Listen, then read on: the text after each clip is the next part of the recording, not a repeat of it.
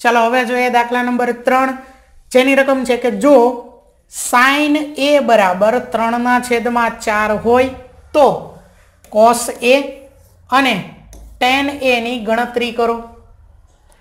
અગાઉ આપણને કાટકોણ ત્રિકોણનું નામ આપી દેતા હતા abc, એમાં કાટખૂણો કયો છે એ આપી દેતા હતા, એકાદી બે બાજુના માપ આપી દેતા હતા અને આપણને sin a cos a આવું આપણે મેળવતા હતા। અહીંયા આપણને sin a બરાબર આપી દીધું છે 3/4 છે, ગુણોત્તર આપી દીધો sin a નો। પછી cos a અને tan a મેળવવાનું કીધું છે। આપણે સૌથી પહેલા એક આકૃતિ દોરી લેવી, નામ આપી દેવી ત્રિકોણ abc, a b અને c। θ ક્યાં છે જો θ a, sin θ આપણે લખવી તો θ ની જગ્યાએ શું છે a છે, બરોબર। એટલે અહીંયા જ્યાં a છે અહીંયા આપણે પહેલા θ આપી દેવી, અહીંયા θ આપી દેવી, બરોબર। ચાલો હવે નક્કી થઈ ગયું θ છે a ની જગ્યાએ, cos θ અહીંયા a ની જગ્યાએ, tan θ અહીંયાથી a એટલે θ છે। હવે સામેની બાજુ અને પાસેની બાજુ નક્કી કરો। θ ની જે સામે હશે એ સામેની બાજુ, θ ની જે પાસે હશે એ પાસેની બાજુ, અને અહીંયા કાટખૂણો b છે તો એક્ઝેક્ટ સામે છે એ કર્ણ, બરોબર। આટલી માહિતી પહેલા લખી નાખી। એક ત્રિકોણ abc છે ને ખૂણો b કાટખૂણો છે ને θ બરાબર a છે।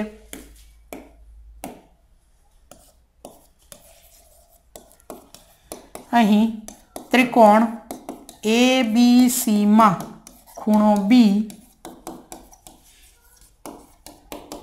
કાટખૂણો છે તથા ખૂણો a બરાબર θ છે।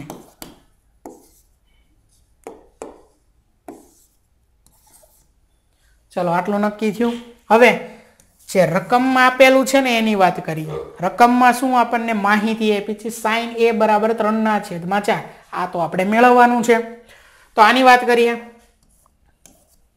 sin a બરાબર 3/4 આવું આપેલું છે।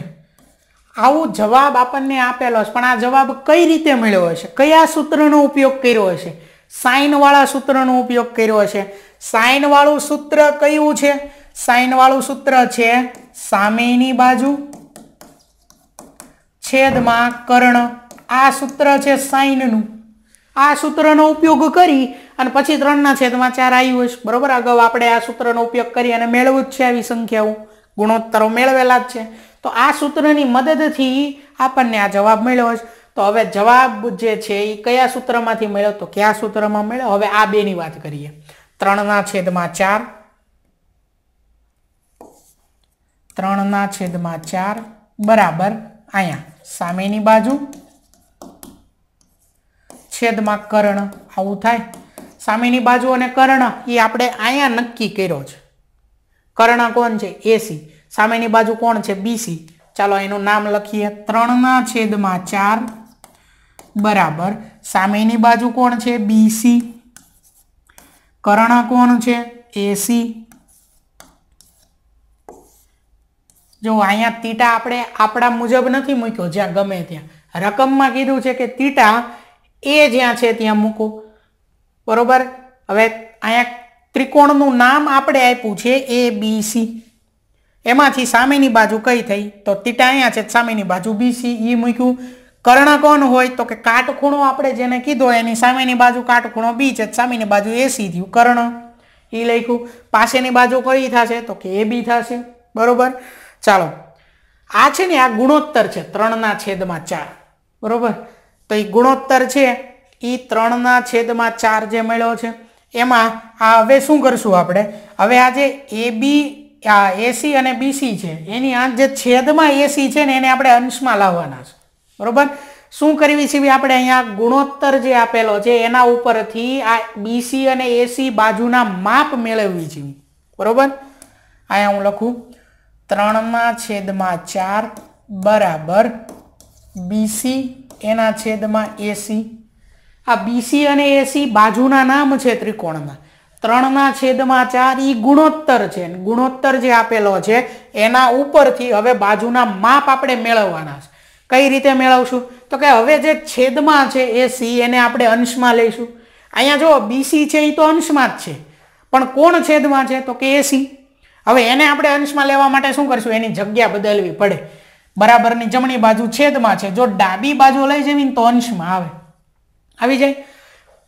અહીંયા જે 3 છે એ અંશમાં છે, એને આપણે જમણી બાજુ લઈ લેવી તો છેદમાં આવે. એટલે હકીકતમાં આપણે એસી અને 3 જે છે એની જગ્યા બદલવાની છે.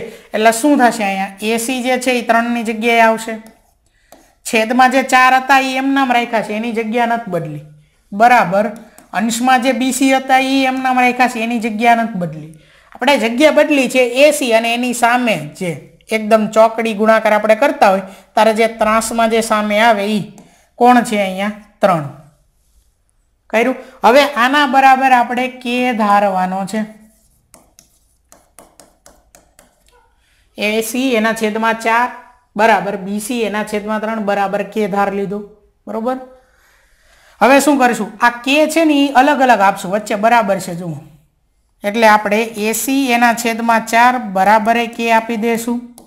બીસી એના છેદમાં 3 એના બરાબર કે આપી દઈશું. આ કે લખો. બરોબર. અહીંયા શું કરશું? તો કે 4 ને કે સાથે ગુણાકારમાં લખશું.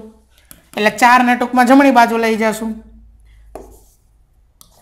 આ કે લખ્યો એ શું છે? તો કે કોઈ કોન્સ્ટન્ટ છે, અચળ છે. બરોબર. એસી બરાબર 4 કે અને એવી જ રીતે અહીંયા બીસી બરાબર 3 કે. જ્યારે આપણને ખાસ યાદ રાખજો, જ્યારે આપણને આવી રીતે ગુણોત્તર આપી દીધો હોય, આ જેમ આપ્યો હોય ગુણોત્તર, સાઈન એ બરાબર 3/4 ગુણોત્તર આપેલો છે, સાઈનનું સૂત્ર મૂક્યું, ત્યાર પછી આ ગુણોત્તર છે. ગુણોત્તર છે અને એની બાજુના માપ સામે લખ્યા છે, સોરી બાજુના નામ સામે લખ્યા છે. ગુણોત્તર ઉપરથી બાજુના માપ મેળવવા હોય ને ત્યારે આપણે આ રીતનું પદ લાવવું પડશે. એટલે કે જે છેદમાં જે કોઈ બાજુનું નામ છે એને આપણે અંશમાં લાવવું જોશે. એટલે આવી રીતે ચોકડીમાં એની જગ્યા બદલવી પડશે ત્રાસમાં. આને ફરજિયાત આપણે કે ધારવાનો છે ખાસ. બરોબર. ત્યાર પછી ઈ કે અલગ અલગ આપવાનો છે ને છેદમાં જે સંખ્યા હવે આવી હશે, જે બે બાજુ છે એના છેદમાં ફરજિયાત કોઈક સંખ્યા છે, એ સંખ્યાને જમણી બાજુ મોકલી દઈશું. બરોબર. એટલે હવે આપણને જો માપ મળ્યું, એસી બરાબર કંઈક માપ મળ્યું 4 કે, બીસી બરાબર પણ કંઈક માપ મળ્યું 3 કે. તો એ લખવી એસી બરાબર શું છે? એસી કર્ણ એના બરાબર આપણને માપ મળ્યું છે 4 કે. એસી કેટલું મળ્યું છે? 4 કે. અને એવી જ રીતે આપણને બીજું હજી એક માપ મળ્યું છે બીસી 3 કે. તો એ લખી નાખીએ. બીસી છે 3 કે. અહીંયા લખવું. બરોબર. ચાલો અંદર અહીંયા લખી નાખીએ 3 કે. આ માપ મળ્યું, આ માપ મળ્યું. હવે એબી પાછળની બાજુ એસી અને બીસી નું મળ્યું પણ એબી નું નથી મળ્યું, મતલબ ત્રીજી બાજુનું માપ મેળવવાનું બાકી છે. કાટકોણ ત્રિકોણમાં કોઈ પણ બે બાજુના માપ આપેલા હોય અથવા મેળવા આપણે, અને હજી ત્રીજી બાજુનું માપ મેળવવું છે તો પાયથાગોરસનો પ્રમેય વપરાશે. બરોબર. પહેલા જે ગુણોત્તર આપ્યો હતો એ ગુણોત્તરના સૂત્રની મદદથી અને આકૃતિની મદદથી આપણે બાજુઓના માપ મેળવા. હવે એ બે બાજુના માપ મળ્યા છે, હજી ત્રીજી બાજુનું માપ મેળવવાનું બાકી છે. તો પાયથાગોરસના સૂત્રનો ઉપયોગ કરીએ. તો પાયથાગોરસના સૂત્ર પરથી કર્ણ એસી એનો વર્ગ બરાબર એબી નો વર્ગ પ્લસ બીસી નો વર્ગ. ચાલો જે માપ આપેલું છે પહેલા એ લખી લઈએ. એસી એનું માપ છે 4 કે, એનો વર્ગ બરાબર એબી જે હતું ને આપણે મેળવવાનું હતું, ઊભી બાજુ જે હતી એ એમ નામ રાખીએ, પ્લસ બીસી એનું માપ આપણને મળ્યું છે 3 કે, તો એ મૂકી દઈએ ને એનો વર્ગ. 4 નો વર્ગ 16 અને કે વર્ગ એટલે 16 કે વર્ગ આવું થશે બરાબર એ બી નો વર્ગ પ્લસ અહીંયા 3 નો વર્ગ 9 અને કે નો વર્ગ એટલે કે વર્ગ, તો 9 કે વર્ગ થશે. મેળવવાનું છે એ બી વર્ગ, એને કરતા બનાવશું તો આ પ્લસ 9 કે વર્ગ ડાબી બાજુ આવે તો માઇનસ. તો હવે પછીનું સ્ટેપ શું થશે? 16 કે વર્ગ. આ પ્લસ 9 કે વર્ગ ડાબી બાજુ આવે એટલે માઇનસ 9 કે વર્ગ. बराबर अहींया शुं आवे AB वर्ग। आपणे बाद करवाना छे 16 मांथी 9 એટલે શું થાય 7k વર્ગ બરાબર AB વર્ગ આવું થશે। આપણે AB વર્ગ નથી મેળવવાનો, આપણે તો મેળવવાનું છે ખાલી AB, તો બંને બાજુ આપણે વર્ગમૂળ લેશું એટલે વર્ગમૂળની અંદર 7k વર્ગ બરાબર વર્ગમૂળની અંદર આવશે AB નો વર્ગ આવું થશે। ચાલો હવે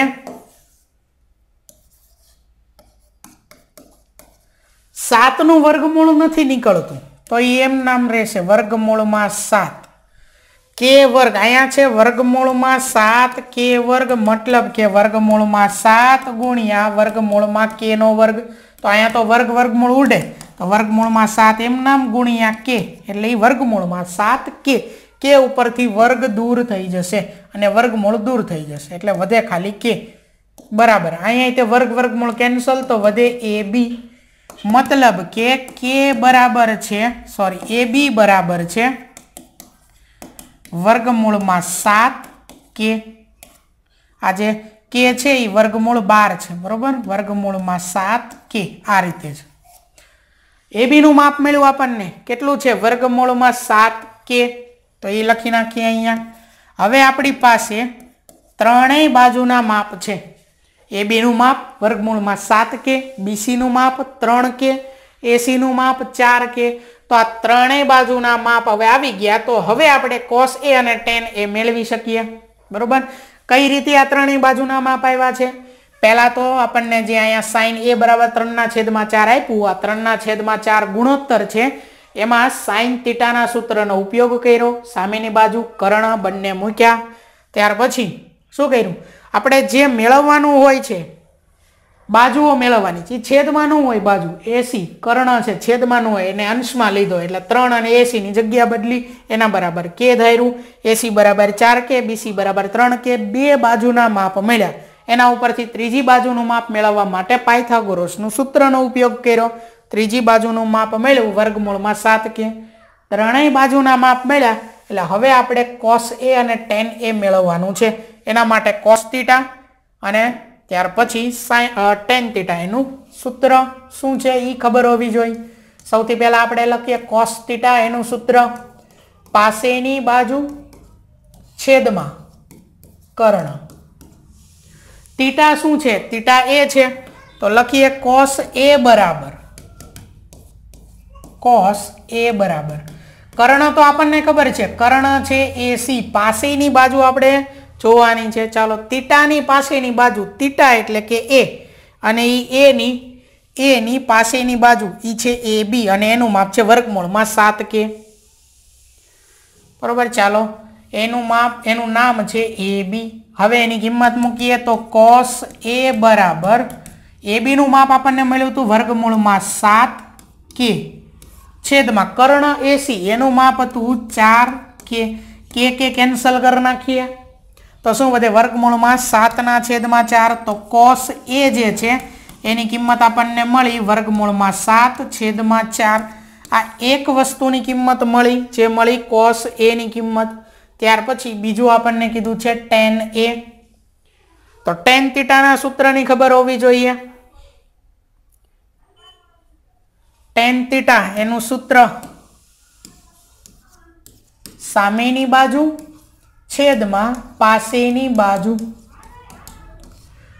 चालो थीटा एटले शुं छे A छे तो हवे शुं थशे तेथी tan A बराबर सामेनी बाजू थीटा तो A नी सामेनी बाजू हती BC, पासेनी बाजू हती AB बरोबर।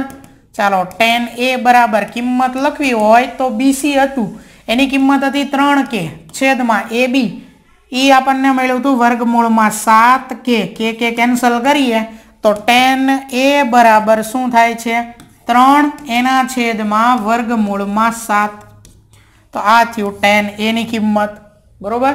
सौथी पहेला गुणोत्तर उपरथी आपणे बे बाजू मेळवी AC BC, पायथागोरसना सूत्र उपरथी त्रीजी बाजू मेळवी अने त्यार पछी cos थीटा अने tan थीटाना सूत्र उपरथी बाकी जे किंमत मेळवવાની હતી ई मेळवी बरोबर। તો અહીં દાખલા નંબર 3 જે છે તે પૂરો થાય છે।